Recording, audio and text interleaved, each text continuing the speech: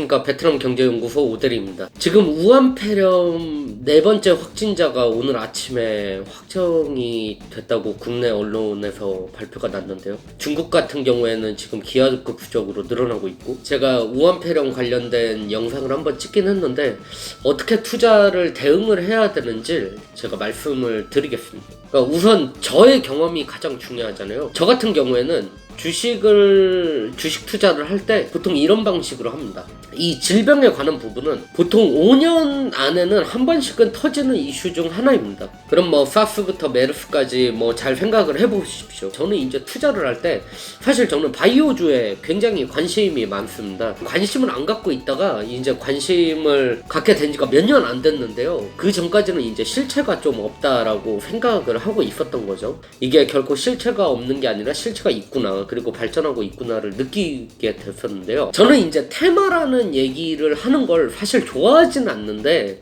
테마가 앞으로 될 거다라는 예상을 하고 매집을 보통 해놓거든요. 특히 실적이 좋은 회사, 거시적으로 시장이 확대되고 있는 회사들을 보통 주목해서 보고 있는데, 그 중에 하나를 제가 호텔주를 말씀을 드렸던 거죠. 잔돈이 제가 생길 때마다 이런 질병같이 몇 년에 한 번씩은 터지는 이런 이슈에 대해서 조금씩 매집을 해놓습니다. 불확실성에 대해서 정방향과 역방향을 둘 다 투자를 한다는 거죠. 그 관련된 이슈가 가장 바닥에 있을 때 투자를 더 확대를 하거든요. 제가 그 우한폐렴 관련된 동영상을 찍으면서 이제 원료 관련된 거에 대해서 얘기를 한 적이 있는데, 사실 저는 매수를 좀 해놨었습니다. 꾸준히 바닥을 찍어주고 있었기 때문에 계속 매수를 하고 있었고, 이번 이슈가 딱 터지면서 더 관심을 갖게 된 거죠. 그래서 제가 관심이 있는 주식, 저는 사실 종목을 찍어주는 게 저의 목적은 아니거든요. 어떻게 투자에 대한 인사이트를 넓히냐를 가장 핵심으로 공유하고 싶어서 유튜브를 하는 거거든요. 그래야 20, 30대가 지금 급등한 부동산에 대해 대응을 하고 더 좋은 이제 미래에 대한 설렘을 더 꿈꿀 수 있기 때문이 저의 가장 큰 목적인데요. 그럼 딱 이런 상황이 터졌을 때 호텔주 같은 경우에 넣으면 어떡할 거냐. 방향성이 좋았잖아요. 왜냐면은 우선은 시진핑 중국 주석이 방한을 한다는 이슈가 있었고, 호텔 시장이 지금 꾸준히 내수가 안 좋음에도 불구하고 정책적인 부분으로 인해서, 환경에 인해서 2030의 특성에 의해서 시장이 계속 확대가 되는 상황이었거든요. 그렇기 때문에 실적이 좋았던 거고, 해외 진출 이슈가 있고, 그 해외 진출 이슈는 국내 기업들이 해외로 나가는 수가 늘어나기 때문에 그에 의한 탄탄한 수요를 받쳐줄 거기 때문에 장기적으로 안정성이 있다라고 저는 분석을 했던 거거든요. 근데 이런 지금 우한폐렴이 더 장기화가 될 걸로 예상이 되는데, 특히 국내 같은 경우에, 중국 같은 경우에는 정말 지금 빠른 속도로 증가하고 있죠. 그럴 때 넣으면 어떡하냐. 저는 둘 중 하나를 결정을 합니다. 이렇게 매집을 하던 상황이라면 우선 첫 번째로는 바닥이 어딘지를 확인을 먼저 해야 되거든요. 가령 호텔신라라고 가정을 했을 때, 호텔신라 같은 경우에는 바닥을 지지하고, 그러니까 떨어진다고 해서 계속 매집을 해서 평단가, 내가 사놓은 가격의 평균치를 낮추는 전략을 가는 게 아니라 그 바닥이 올 때까지 확인을 하고 이 우한폐렴이란 이슈가 잠잠해지는 거를 바탕으로 매집을 시작하는 거죠. 그러니까 떨어지는 방향에서 오르는 흐름이 꺾이는 순간을 찾는 거죠. 그렇기 때문에 분할 매수를 해야 되는 거거든요. 사실 저는 굉장히 안 좋게 보진 않습니다. 왜냐면은 중국 소비주 같은 경우에는 원래 굉장히 이슈가 되던 시장이었고, 실적이 한동안 되게 안 좋았어요. 물론 호텔주를 제외하고. 근데 이번에 정권이 들어서면서 중국의 시진핑 주석이 단 한 번도 방한을 하지 않았거든요. 그렇기 때문에 방한을 하게 된다면 이건 큰 이슈화가 될 수가 있다는 거죠. 그리고 유가들이 지금 많이 들어오고 있지 않습니까? 그런 점에서 실적이 더 견고히 성장할 가능성이 높다라는 방향 설정을 해놓고, 지금은 시장이 떨어지고 있는, 악재를 만나서 떨어지는 상황을 분할 매수의 기회로 삼는 겁니다. 두 번째는, 제가 만약에 많은 돈을 지금 투자를 해놨어요. 그럴 수도 있잖아요.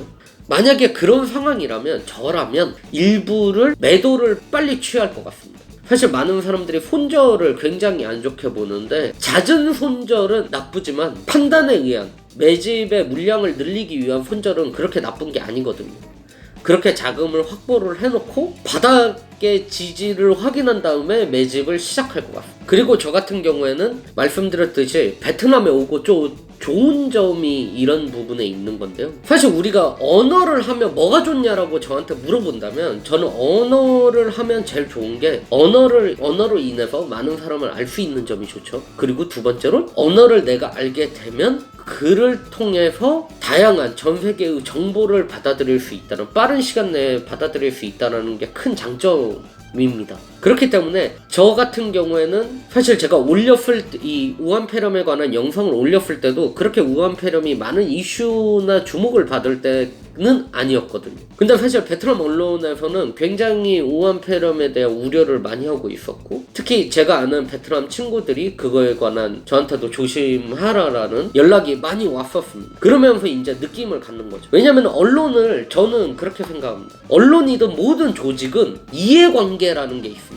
언론을 무조건적으로 믿지 말아라는 것도 잘못됐지만 언론을 무조건적으로 믿는 거 역시도 잘못됐거든요. 그러니까 그 당시에는 한국 언론은 굉장히 차분했었고, 베트남 분위기 같은 경우엔 제가 느꼈을 때 생각보다 까다로운 나라가 아닙니다. 나름은 제띵이라 그러거든요. 제띵, 이게 뭐냐면 모든 거를 좀 이렇게 잘 넘어간다 이런 뜻인데도 불구하고 그거에 대한 우려, 특히 중국인 접촉에 대해서 좀 이렇게 거리를 둬라 이런 얘기들, 마스크 꼭 껴라 이런 얘기들, 제가 혹시나 모를까봐, 제가 지금까지 베트남 친구들이 모를까봐 알려준 적은 있어도 베트남 친구들이 질병에 관해서 제가 모를까봐 알려주는 경우를 제 경험에는 처음이었기 때문에 저는 그래서 좀 주목을 하고 있었고, 베트남에 오면 또 좋은 점이 이런 점이죠. 우리가 정보라는 건 다양하게 여러 곳을 받는 게 굉장히 좋거든요. 모든 사람과 모든 기관은 이해관계라는 게 있습니다. 항상 이해관계가 있고, 이 이해관계자가 무슨 생각을 하는지를 생각을 하고 분석을 하는 게 굉장히 중요하다는 거예요. 그래서 제가 베트남 생활을 하면서 좀 좋았던 게 정보의 질이 다양해졌다는 거죠. 다양한 방향에서 정보를 받기 때문에 그 정보에 대한 분석에 대한 정확도를 좀 더 높일 수 있다는 점이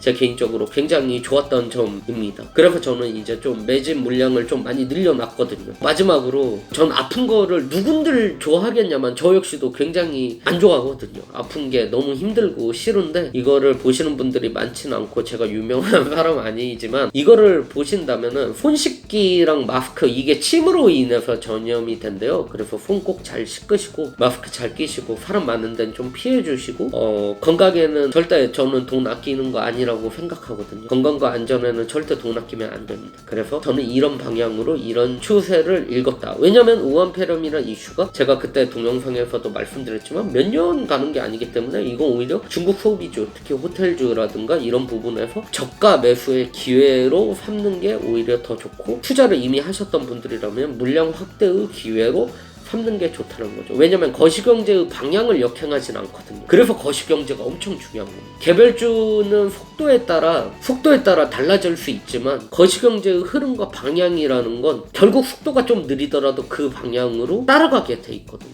거시경제를 좋아하기 때문에 이 거시경제의 흐름이 보이는 거죠. 그래서 작년엔 저 같은 경우엔 환율 수혜주, 달러 수혜주, 이제 강달러에 대한 수혜주를 많이 투자를 했다라고 올렸었잖아요. 그래서 저는 좀 재미를 작년에도 봤는데, 그런 방식으로 하다 보면 또 도움이 되는 게 베트남 생활도 재밌고 취업 준비를 해도 굉장히 면접에 할 말이 많은 거죠. 왜냐면은 투자를 한다는 거 기업을 알아나가는 거고 거시적인 흐름을 알아나가는 거기 때문에 그거에 대해서 면접장에서 할 말이 얼마나 많겠습니까? 제가 면접을 볼 때마다도 항상 했던 얘기가 내가 이 회사 주식을 가지고 있다라는 얘기를 진짜 많이 했었거든요. 결국 회사라는 거의 목적이 뭔지를 생각해 본다면 투자라는 게 결코 인식이 굉장히 무슨 단타치고 이런 식으로만 생각이 되지만 장기적인 부분에서 볼 수가 있는 거죠. 제가 아까 말씀드렸던 이 원료에 관한 이런 이슈도 저는 제가 매집량과 매도량을 조절할 수는 있겠지만 장기적인 방향에서는 또 꾸준히 매집을 하겠죠. 그러면서 저의 불확실한 미래를 계속 대비를 하는 겁니다. 그러니까 많은 분들이 주식을 왜 저한테 하냐라고 물어본다면 경제를 되게 좋아하고 이 회사를